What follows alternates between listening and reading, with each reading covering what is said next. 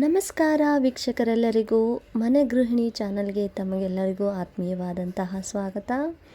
ಇವತ್ತಿನ ದಿವಸ ನಾನು ರಾತ್ರಿ ಉಳಿದಿರುವಂಥ ಅನ್ನದಲ್ಲಿ ತುಂಬಾ ಸರಳವಾದಂತಹ ಸಿಂಪಲ್ಲಾಗಿ ಒಂದು ಚಿತ್ರಾನ್ನನ ಯಾವ ಥರ ಮಾಡೋದು ಅಂತ ತೋರಿಸ್ಕೊಡ್ತಾ ಇದ್ದೀನಿ. ಬನ್ನಿ ನೋಡೋಣ. ಮೊದಲಿಗೆ ಇಲ್ಲಿ ನಾನು ಸ್ಟವ್ನ ಆನ್ ಮಾಡಿ ಅದ್ರ ಮೇಲೆ ಒಂದು ಕಡಾಯಿನ ಇಟ್ಟು ಕಡಾಯಿ ಸ್ವಲ್ಪ ಬಿಸಿ ಆಗೋವರೆಗೂ ಬಿಟ್ಟು ನಂತರ ಒಗ್ಗರಣೆಗೆ ಎಣ್ಣೆನ ಹಾಕೋತಾ ಇದ್ದೀನಿ. ಎಣ್ಣೆ ಕಾದ ನಂತರ ನಾನಿಲ್ಲಿ ಜೀರಿಗೆ ಸಾಸಿವೆನ ಸೇರಿಸ್ಕೊತಾ ಇದ್ದೀನಿ. ಎಣ್ಣೆಯಲ್ಲಿ ಜೀರಿಗೆ ಸಾಸಿವೆ ಚಟಪಟ ಅಂತ ಅಂದಮೇಲೆ ನಂತರ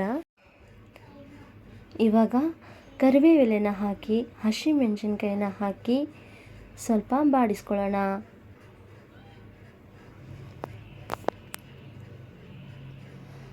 ನಂತರ ಇವಾಗ ಕಟ್ ಮಾಡಿರುವಂತಹ ಈರುಳ್ಳಿನ ನಾನಿಲ್ಲಿ ಸೇರಿಸ್ಕೊತಾ ಇದ್ದೀನಿ. ಈರುಳ್ಳಿನ ನಾವು ಕಲರ್ ಚೇಂಜ್ ಆಗೋವರೆಗೂ ಸ್ವಲ್ಪ ಫ್ರೈ ಮಾಡ್ಕೊಳ್ಳೋಣ.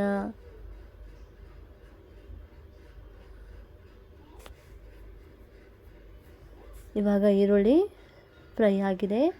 ನಂತರ ಇವಾಗ ನಾನಿಲ್ಲಿ ಒಂದು ಅರ್ಧ ಚಮಚದಷ್ಟು ಅರಿಶಿನ ಪುಡಿನ ನಾನಿಲ್ಲಿ ಸೇರಿಸ್ಕೊತಾ ಇದ್ದೀನಿ. ಇವಾಗ ಎಲ್ಲವನ್ನು ಚೆನ್ನಾಗಿ ಮಿಕ್ಸ್ ಮಾಡ್ಕೊಳ್ಳೋಣ. ನಂತರ ಇದಕ್ಕೆ ನಾನು ರಾತ್ರಿ ಉಳಿದಿರುವಂಥ ಅನ್ನನ ನಾನಿಲ್ಲಿ ಸೇರಿಸ್ಕೊತಾ ಇದ್ದೀನಿ.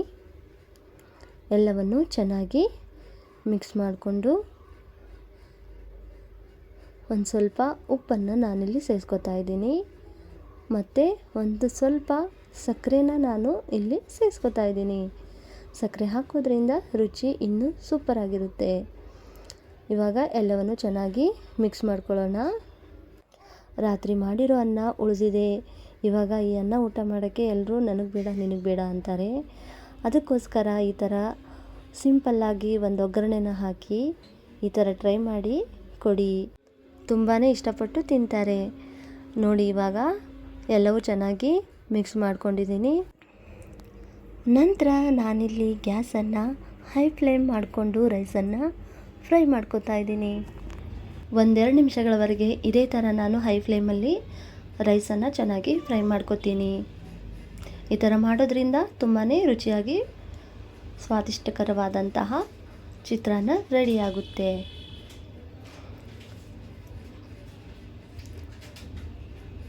ನೋಡಿ ಇದು ಇವಾಗ ಆಗಿದೆ. ಕೊನೆಯದಾಗಿ ನಾನಿಲ್ಲಿ ಕಟ್ ಮಾಡಿರುವಂತಹ ಕೊತ್ತಂಬರಿ ಸೊಪ್ಪನ್ನು ನಾನಿಲ್ಲಿ ಇದಕ್ಕೆ ಸೇರಿಸ್ತಾ ಇದ್ದೀನಿ. ಗ್ಯಾಸ್ ಫ್ಲೇಮ್ನ ಆಫ್ ಮಾಡಿ ಒಂದು ಸತಿ ಎಲ್ಲವನ್ನು ಚೆನ್ನಾಗಿ ಮಿಕ್ಸ್ ಮಾಡ್ಕೊಳ್ಳೋಣ.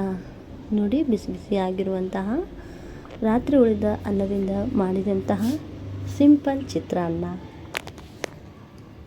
ಇವತ್ತಿನ ಈ ರೆಸಿಪಿ ವೀಕ್ಷಕರೆಲ್ಲರಿಗೂ ಇಷ್ಟವಾದಲ್ಲಿ ಮನೆ ಗೃಹಿಣಿ ಚಾನಲ್ನ ಸಬ್ಸ್ಕ್ರೈಬ್ ಮಾಡಿಕೊಳ್ಳಿ.